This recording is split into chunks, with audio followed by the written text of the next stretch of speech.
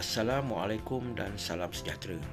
Video pembentangan ini dibuat bagi subjek GMGA 2013 Perlembagaan Malaysia di bawah tajuk Ketulusan Suruhanjaya Pilihan Raya dalam Pengurusan Pilihan Raya di Malaysia. Nama saya Muhammad Yasid bin Muhammad Al-Kidir, nombor matriks 284076, pelajar program Ijazah Sarjana Muda Pengurusan Awam BPM daripada Universiti Utara Malaysia. Pengenalan. Di sini saya akan menerangkan pengenalan berkaitan sejarah ataupun berlangsungnya pilihan raya di Malaysia. Di sini akan saya senaraikan beberapa poin-poin penting. Pertama adalah pilihan raya pertama pada tahun 1955 hasil daripada Perjanjian Persekutuan Tanah Melayu 1945. Poin seterusnya, perjanjian ini adalah untuk menggariskan keperluan untuk Tanah Melayu mempunyai sebuah kerajaan pusat yang kuat. Seterusnya, pilihan raya umum telah diadakan pada tanggal 27 Julai 1955 untuk memilih 52 anggota Majlis Perundangan Persekutuan yang akan mewakili rakyat di dalam parlimen. Teori dan konsep. Terdapat beberapa teori dan konsep yang diamanahkan kepada Suruhanjaya Pilihan Raya di Malaysia. Seperti demokrasi berparlimen, yakni Perlembagaan Persekutuan telah menggariskan keperluan untuk mengadakan pilihan raya. Seterusnya, Perlembagaan Persekutuan di bawah bab 4 perkara 44, yakni kuasa perundangan persekutuan adalah terletak pada parlimen yang mengandungi Yang di-Pertuan Agong dan dua majlis yang dinamakan Dewan Negara dan juga Dewan Rakyat. Seterusnya, pemilihan Dewan Rakyat menerusi pilihan raya. Seterusnya, Suruhanjaya Pilihan Raya SPR telah ditubuhkan pada 4 September 1957. Dan konsep yang terakhir adalah Perkara 114 Perlembagaan Persekutuan memberikan kuasa kepada SPR untuk mengadakan pilihan raya umum ke atas Parlimen dan Dewan Undangan Negeri serta mengadakan pilihan raya kecil jika berlaku kekosongan. Prinsip pilihan raya Malaysia. Terdapat 3 prinsip utama bagi pilihan raya di Malaysia. Pertama, multi-party electoral system. Yang kedua, first past the post system. Dan yang terakhir, single member territorial representation. Bagi multi-party electoral system, yang bermaksud sistem politik yang memberi hak kepada pelbagai parti politik di sesebuah negara untuk bertanding di dalam pilihan raya dan mampu mentadbir kerajaan secara sendiri ataupun menerusi pakatan. Untuk yang kedua adalah first past the post system, bermaksud prinsip ini adalah berdasarkan jumlah undi. Calon yang memenangi kawasan yang ditandingi berdasarkan jumlah undi majoriti walaupun melebihi satu undi akan mengatasi lawannya. Dan yang terakhir, maksud bagi single member territorial representation adalah setiap kawasan akan diwakili oleh seorang perwakilan sahaja dan tidak bergantung kepada jumlah pengundi di dalam sesuatu kawasan. Proses pilihan raya di Malaysia. Terdapat beberapa langkah dan proses yang harus diikuti dalam menjalankan pilihan raya di Malaysia. Bagi proses yang pertama adalah dengan pembubaran Dewan Rakyat ataupun Dewan Undangan Negeri. Seterusnya, SPR akan terima pemakluman rasmi daripada Speaker sama ada Dewan Rakyat ataupun Dewan Undangan Negeri. Seterusnya, mesyuarat khas SPR akan dijalankan bagi menentukan seperti tarikh pilihan raya dijalankan, tarikh pengundian awal dan sebagainya. Seterusnya, pegawai pengurus terima writ daripada SPR. Dan langkah seterusnya, kepada pegawai pengurus akan mengeluarkan notis bagi mengadakan pilihan raya dan tarikh-tarikh penting lain. Seterusnya adalah penamaan calon, di mana calon-calon yang akan bertanding akan turun membuat penamaan calon bersama dengan saksi. Seterusnya, calon-calon akan menjalankan kempen. Langkah seterusnya dengan pengundian awal, di mana biasanya pengundian ini akan dilakukan oleh anggota yang bertugas semasa pilihan raya umum ataupun pilihan raya khas diadakan, seperti anggota polis dan juga petugas. Seterusnya kepada hari utama, iaitu hari pengundian, dan yang terakhir dengan penjumlahan rasmi undi dan juga keputusan akan dikeluarkan oleh pegawai pengurus pilihan raya bagi setiap parlimen dan juga kawasan. Kelebihan dan kekurangan. Terdapat beberapa kelebihan dan kekurangan di dalam pelaksanaan pilihan raya di negara ini. Antara kelebihannya adalah, pertama, pelaksanaan pilihan raya adalah untuk menjamin hak kebebasan rakyat untuk memilih calon yang mereka rasakan layak untuk mewakili mereka. Seterusnya, SPR telah menambah baik proses pilihan raya ini dari semasa ke semasa dengan lebih ketat, di mana anggota polis perlu berada bersama pegawai SPR pada hari mengundi dan hari penyediaan kotak undi. Namun proses ini masih bersifat terbuka dengan usaha memberikan transparansi kepada keseluruhan proses. Bagi kekurangan yang dapat disenaraikan adalah seperti calon yang telah memenuhi pilihan raya berhak ke atas kerusi yang dimenangi walaupun mereka menukar gabungan parti politik mereka ataupun memberikan kepercayaan kepada gabungan lain. Kedua, jumlah kemenangan keseluruhan untuk pilihan raya umum bergantung kepada jumlah kerusi yang dimenangi berbanding jumlah pengundian yang diterima secara total. Ini mungkin tidak dapat mewakili konsep majoriti yang dipraktikkan.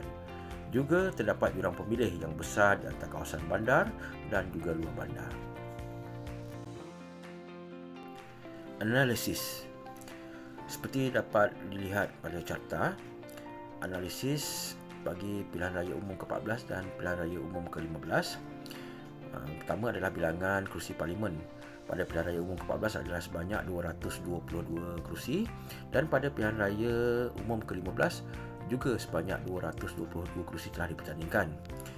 Untuk bilangan pemilih berdaftar, pada pilihan raya umum ke-14 adalah sebanyak 14,940,624 pengundi, dan pada PRU ke-15 telah meningkat sehingga menjadi kepada 21,173,638. Bagi jumlah peratusan yang keluar mengundi adalah sebanyak 82.3% pada PRU 14 dan 74.7% pada PRU yang ke-15. Ada sedikit penurunan ketara di mana dapat disimpulkan rakyat tawar hati dengan keadaan politik semasa. Kepercayaan rakyat terhadap kerajaan semakin kurang akibat pergolakan politik dan perebutan kuasa. Bagi jumlah keluar mengundi pada PRU yang ke-14 adalah sebanyak 12,229,514 dan PRU 15 adalah sebanyak 15,817,307 pengundi. Bagi kertas undi yang ditolak pada PRU 14 adalah sebanyak 217,083 dan pada PRU yang ke-15 adalah sebanyak 203,327. Bagi peratusan undi yang ditolak pada PRU yang ke-14 adalah sebanyak 1.76% dan bagi PRU ke-15 adalah sebanyak 1.29%. Penurunan ini adalah baik dan ketara pada PRU yang ke-15. Isu-isu. Seringkali pada umumnya masyarakat mempersoalkan kredibiliti dan integriti Suruhanjaya Pilihan Raya Malaysia dalam mengelolakan dan mengadakan pilihan raya di Malaysia. Antara isu utama yang selalu dibangkitkan dan dipersoalkan adalah, pertama, SPR di bawah Jabatan Perdana Menteri. Seperti kita maklum, SPR sepatutnya badan bebas. Namun jika di bawah Jabatan Perdana Menteri, Perdana Menteri dapat mempengaruhi kebebasan SPR kerana Perdana Menteri adalah ketua badan eksekutif dan juga wakil badan legislatif. Seterusnya, isu yang kedua, jurang besar bilangan pengundi bandar dan luar bandar. Dengan persepadanan semula tidak mengambil kira bilangan pengundi di dalam sebuah kawasan, Jumlah di bandar hampir 4 kali ganda jumlah luar bandar. Dan isu yang seterusnya sering kali juga dibangkitkan adalah yakni isu berkenaan undi hantu. Pengundi hantu selalunya berpunca daripada penggunaan kad pengenalan palsu, pendaftaran berganda dan pendaftaran oleh bukan pemastautin yang menggunakan alamat palsu. Cadangan dan penambahbaikan. Dua cadangan utama bagi penambahbaikan yang diutarakan di sini adalah: pertama, persepadanan semula mengambil kira jumlah pemilih berdaftar. Yakni seperti perbezaan jumlah pengundi bandar dan luar bandar sangat tinggi. Misalnya, bagi Parlimen Damansara, bandar mempunyai 200,000 pengundi berbanding Bagan Datuk, luar bandar yang hanya mempunyai seramai 40,000 orang pengundi. SPR boleh meletakkan jumlah pengundi berdaftar sebagai antara syarat persepadanan semula. Bagi cadangan kedua adalah dengan mengaplikasikan sistem online berpusat untuk mengurangkan pengundi hantu. Yakni pertama, rekod kehadiran pengundi menggunakan senarai pemilih di atas kertas. Kedua, sistem online boleh diaplikasikan secara terus dan real time. Ketiga, kesahihan pemilih dapat diaudit terlebih dahulu. Dan yang terakhir, dengan cara memverifikasi pemilih dapat dilakukan menggunakan cap jari serta maklumat pemilih boleh dikongsi dengan wakil-wakil parti di saluran pengundian.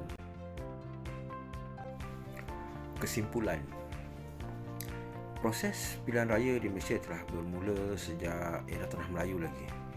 Dari tahun 1955 hingga ke PRU ke-15 yang baru sahaja berakhir pada tahun 2022 bulan November, telah banyak penambahbaikan yang telah dilakukan sepanjang 67 tahun ini. Tidak dinafikan terdapat berbagai isu-isu kontroversi yang seringkali dibangkitkan